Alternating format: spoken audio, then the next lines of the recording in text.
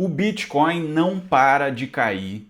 Pessoal, desde o início de outubro, quando o Bitcoin bateu as máximas lá de 125 mil dólares mais ou menos, ele não para de cair. A gente já passou pelo flash crash que teve ali no finalzinho de outubro e agora, no meio de novembro, o Bitcoin está batendo a marca de 85 mil dólares. E obviamente, num cenário como esse, surgem milhares, centenas de milhares de dúvidas. O que está causando isso? O que justifica esse movimento de queda? Será que é uma oportunidade de entrar comprando? Ou será que é o fim da brincadeira, o negócio acabou e está na hora de vender e salvar o que sobrou? Então, nesse vídeo aqui de hoje, a gente vai responder todas essas perguntas, pessoal. Antes de começar, se você ainda não é inscrito, aproveita agora aqui para se inscrever aqui no YouTube, já deixa o seu like também para me dar uma força aqui no vídeo e comenta aqui embaixo também a sua opinião. Comenta se você está comprando ou se está vendendo, se você está com medo ou se segue confiante na tese aí do Bitcoin, tá certo? Então, pessoal, antes de começar aqui a nossa análise, né, fazendo um panorama geral aqui, que nem eu comentei com vocês, o Bitcoin está em queda livre. Esse quarto trimestre, né, de 2025, ele está sendo marcado aí por uma queda muito acentuada do Bitcoin. Já está beirando quase 30% de queda. A gente não via isso desde o ano de 2018, tá certo? Então, muitos investidores estão preocupados com isso, né? Muita gente se questionando o que está acontecendo, qual é a razão por trás disso. E nesse vídeo aqui eu separei alguns itens para a gente comentar, para fazer uma análise assim bem básica em relação a esse movimento. E depois, no final do vídeo, tentar explicar, né? Tentar dar a minha opinião para vocês também sobre se é uma boa hora de comprar, se está na hora de reabastecer a carteira, ou se é uma furada completa e está na hora da gente abandonar aí essa tese, tá? Então vamos lá, fica comigo aqui até o final. Começando a nossa explicação, tá, pessoal? Eu separei aqui alguns itens, tá? O primeiro de todos é o seguinte: o Bitcoin, a gente não pode se esquecer que ele é um ativo de risco, tá certo? Hoje a gente já tem muitos investidores institucionais que compram Bitcoin, né, que podem entrar e fazer a alocação nele através dos ETFs, mas ele é uma tese de risco, no fim do dia ele é um ativo de risco. E os ativos de risco, eles se movimentam muito com base no cenário macroeconômico e principalmente com base no cenário dos Estados Unidos, porque afinal de contas o Bitcoin é um ativo global. E hoje, pessoal, a gente está tendo uma narrativa muito forte com relação aos juros americanos. Então, o juro americano está alto e todo mundo espera que ele reduza, que ele caia, né? E o Banco Central lá dos Estados Unidos, ele já cortou os juros americanos nas últimas reuniões, mas agora a sinalização ela já não é de tanta certeza assim. Pode ser que esse corte nos juros, ele ou fique mais desacelerado, ou ele eventualmente até não continue ao longo aí do ano de 2025. Isso fez com que os investidores ficassem mais cautelosos, né? Se o juro não vai ser cortado agora, então dá para manter o dinheiro na renda fixa por mais um tempo. Não precisa sair comprando os ativos de risco agora, porque o mundo ele funciona muito dessa forma, né? Quando tem uma queda nas taxas de juros, o dinheiro ele flui, ele circula buscando melhores formas aí de ser remunerado, né? E aí o Bitcoin obviamente entra nessa concorrência e acabou sendo aí um marco aí, né, para os investidores frearem esse movimento de compra mais intenso, justamente porque agora o cenário macroeconômico lá nos Estados Unidos ele não está tão certo assim. Isso aí também tem uma relação com o negócio do shutdown. Até então a gente não tinha comentado sobre o shutdown aqui no canal, mas o ponto é o seguinte: os Estados Unidos eles entraram num embargo, né, com relação ao próprio orçamento do governo. Os senadores lá, os congressistas, não aprovaram o orçamento em tempo. Então a máquina pública dos Estados Unidos ficou congelada. Basicamente foi isso que aconteceu ao longo dos últimos 40 dias. Isso aí teve várias consequências, pessoal. E a principal delas aqui para esse contexto é de que os dados da economia americana não estavam sendo apurados porque os servidores públicos estavam meio que num recesso forçado, né? O pessoal não estava recebendo dinheiro, também não estava trabalhando. Então os dados de emprego, de inflação, né, tudo isso não estava sendo metrificado a plenos pulmões e acaba, obviamente, impactando aqui na análise econômica dos agentes, tá certo? Então o shutdown também tem relação com isso daqui e com o cenário macroeconômico lá dos Estados Unidos, tá bom? Então esse é um primeiro ponto, né? O ambiente incerto, ele prejudica aí a questão do Bitcoin, tá? Deixa eu ver se tem mais alguma coisa anotada aqui sobre esse ponto. Não, já comentamos aqui essa questão, né? Em relação à taxa de juros. O segundo ponto, pessoal, ele tem a ver com os detentores de Bitcoin, tá? A gente pode pensar que até com a liquidez do Bitcoin nesse ponto de vista. Então, o que está acontecendo, tá? A gente tem no mercado de cripto, para quem não está habituado aí com o linguajar, né? Tem alguns investidores que são chamados de baleias. E por que esses caras são chamados assim? Porque eles têm grandes quantidades de Bitcoin, muitos deles que compraram há vários anos atrás, tipo gente que comprou em 2011, em 2010, quando tudo era mato, né? E aí essa compra foi feita numa quantidade de Bitcoin muito grande. Então é um cara, por exemplo, que tem 1000 Bitcoins, que tem 2000 Bitcoins na mão dele. Ele tem hoje em dia uma riqueza enorme, né? E essas carteiras de cripto, né, que são públicas lá direto na blockchain, o pessoal fica consultando esse tipo de coisa, elas normalmente não têm grandes movimentações, né? Elas não são mexidas com frequência, né? Na verdade, elas estão lá e ficam guardadas, né? As baleias, elas guardam os Bitcoins como um grande tesouro, porque na verdade é isso aí que eles detêm na mão, né? E aí agora, mais recentemente, algumas baleias fizeram vendas. Inclusive uma delas, que foi a que mais chamou a atenção, de um cara que não vendia desde o ano de 2011, ele realizou um lucro que hoje em dia está marcado aí a mais ou menos 1,3 bilhão de dólares. Então o cara resolveu se aposentar e sair do jogo, né? Encerrar a brincadeira lá. Então ele vendeu os bitcoins dele no mercado, uma carteira que não era movimentada, imaginem, há mais de 15 anos, né? Praticamente 15 anos que o negócio não era mexido, e agora ele foi mexido, né? Isso aí gera um diferencial de liquidez no mercado, né? Um cara vendendo nessa volumetria, ele obviamente faz preço. Então tem relação com isso também, tá certo? Algumas baleias venderam nessa última alta que a gente teve, algumas continuaram vendendo até agora, né? É o caso aqui desse que eu estava explicando para vocês, e obviamente isso aí mexe, né, com o mercado e traz essa volatilidade para o nível de preço, tá certo? Um outro ponto aqui também, pessoal, um ponto 3, podemos chamar assim, o que aconteceu, tá? Lá no início de outubro, ao longo do mês de outubro, na verdade, quando a gente teve aquele flash crash, que foi uma queda muito intensa, muito forte do preço do Bitcoin, muitos investidores que estavam alavancados, ou seja, investidores que operavam sem ter o recurso próprio, um cara que pega dinheiro emprestado para operar cripto, tá certo?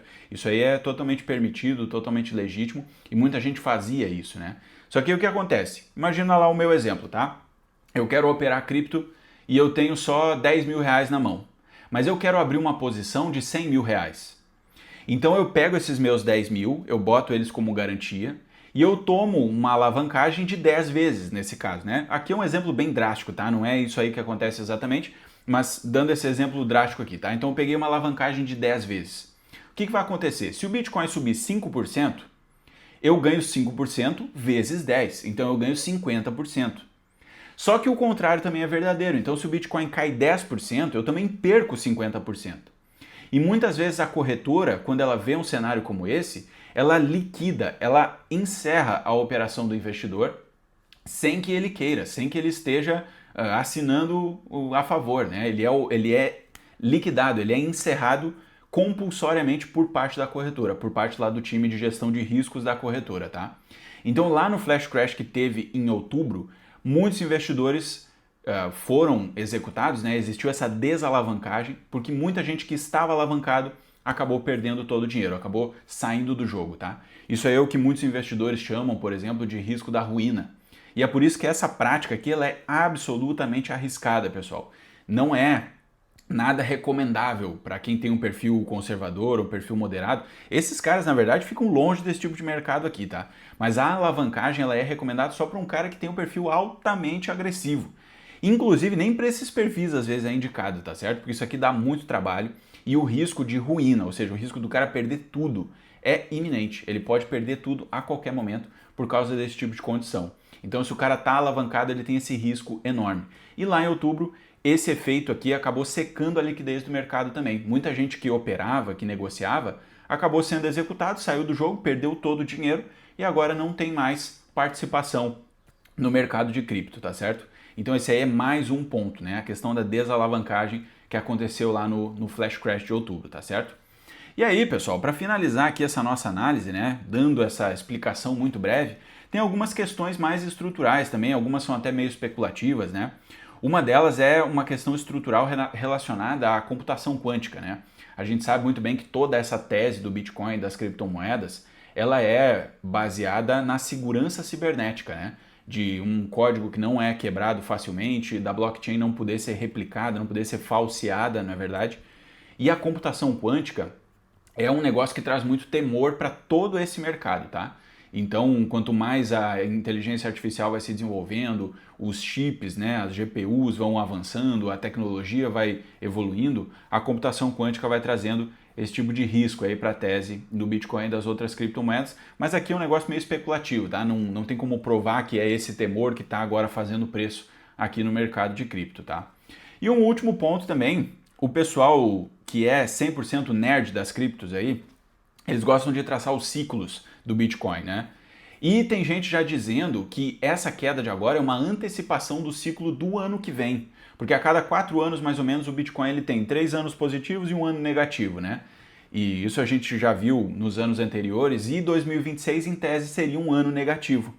E aí, como já está chegando o final do ano, né, o pessoal já está vendo todo esse contexto, o ciclo já estaria sendo antecipado, tá? Segundo essas narrativas aí que a gente observa no mercado. Também não tem como cravar que, em definitivo, é isso que está acontecendo, mas pode ser também uma das formas aí de justificar todo esse movimento de queda, tá certo? Beleza, gente. Então fizemos esse panorama geral aí, tem todo esse contexto, né? O aumento da incerteza lá dos Estados Unidos, a questão do shutdown, né, que a gente comentou, a liquidez do mercado pela venda das baleias, a desalavancagem, tudo isso somado justifica essa queda de agora. Mas o ponto principal, e é o motivo pelo qual vocês todos estão aqui nesse vídeo até esse momento, é saber se isso aqui é uma oportunidade boa de compra, se dá para a gente incluir esse ativo na carteira ainda, ou se agora a brincadeira acabou, o negócio já perdeu os fundamentos. Então eu vou responder isso a partir de agora, tá certo? Vocês já me viram montando uma carteira aqui nesse canal, inclusive eu já vou deixar o vídeo aqui nos cards, né, onde eu mostrei para vocês como eu investiria 500 mil reais, tá certo? E lá dentro tem um pedacinho sim para a parte de cripto, dentro da categoria de ativos alternativos, tá certo, pessoal? E aí a minha visão não mudou, tá certo? Esse mercado ele é muito volátil, a gente sabe muito bem disso, né? Inclusive estava com saudade já desse tipo de oscilação aqui, porque o Bitcoin ele oscila pra caramba, a gente sabe disso e a gente espera que isso aconteça, inclusive. Então esse tipo de situação é natural, fazia tempo que não acontecia, a gente já estava com saudade. Então agora é um cenário aí que já era esperado, né? Hora ou outra isso aí iria acontecer, por uma série de razões, mas também por ser a natureza desse tipo de investimento. Então, gente, com certeza ainda vale a pena manter esse tipo de investimento no portfólio. Óbvio, se você tiver perfil para isso, tá certo? E lembrando aqui, tá, pessoal, isso aqui não é nenhum tipo de recomendação não, tá? Se você quiser bater um papo comigo sobre os seus investimentos, para falar da sua carteira, para estruturar um planejamento, o link está aqui na descrição, já entre em contato comigo e aí a gente vai fazer uma carteira personalizada, tá? Uma conversa personalizada para o seu caso. Isso aqui não é recomendação para você sair comprando nem nada disso, mas se você já tem traçado o seu objetivo, a sua meta, a sua alocação estrutural e nela já consta um pedacinho de Bitcoin, esse momento agora, o que vai sinalizar, né? Se você tinha lá, por exemplo, 1% destinado para Bitcoin na sua carteira e você estava bem alocadinho, tinha 1%. Essa queda agora é uma queda de 30%. Então o que se espera, né, se tudo ficar constante na sua carteira, é de que agora o 1% que você tinha, ele caiu de tamanho, né? Ele reduziu para, por exemplo, 0,7%, porque caiu 30%, você tinha 1%, agora caiu, tá 0,7%, né? Então abriu margem para você fazer um rebalanceamento, para você comprar mais um pouco. E aí, obviamente, para você comprar com níveis de preço mais baratos, não é verdade? Então o ponto é todo com relação à alocação estrutural, tá certo, pessoal? Se você não sabe do que eu estou falando, quer ter uma explicação mais aprofundada, assiste o meu vídeo anterior, onde eu mostro como eu investiria 500 mil reais, tá? Lá dá para ver exatamente o que eu estou falando com essa tal de alocação estrutural, tá? Uma fotografia da carteira, da estratégia já montada para ela. Então, gente, resumo da história aqui, tá? Se na sua carteira já estava esperando lá uma alocação em Bitcoin, com certeza agora é um bom momento sim para fazer um rebalanceamento, para ajustar essa posição, comprar um pouco mais se abriu margem na sua estratégia. E se não abriu margem também está tudo certo, tá? Nunca esse tipo de coisa aqui é questão de vida ou morte, né? A gente sempre vai ter outras oportunidades, o mercado ele é muito cíclico, ele oscila pra caramba, então não precisa também gerar nenhuma ansiedade, nenhum caos aí na sua vida por conta disso, tá certo? Antes de ir embora, pessoal, se você ainda não é inscrito aqui no canal, aproveita agora para se inscrever, já deixa o like também aqui nesse vídeo para me dar uma força. Deixa nos comentários também a sua opinião, se isso aqui te ajudou de alguma forma. Compartilha o vídeo também para me ajudar. Um grande abraço para todo mundo e até a próxima.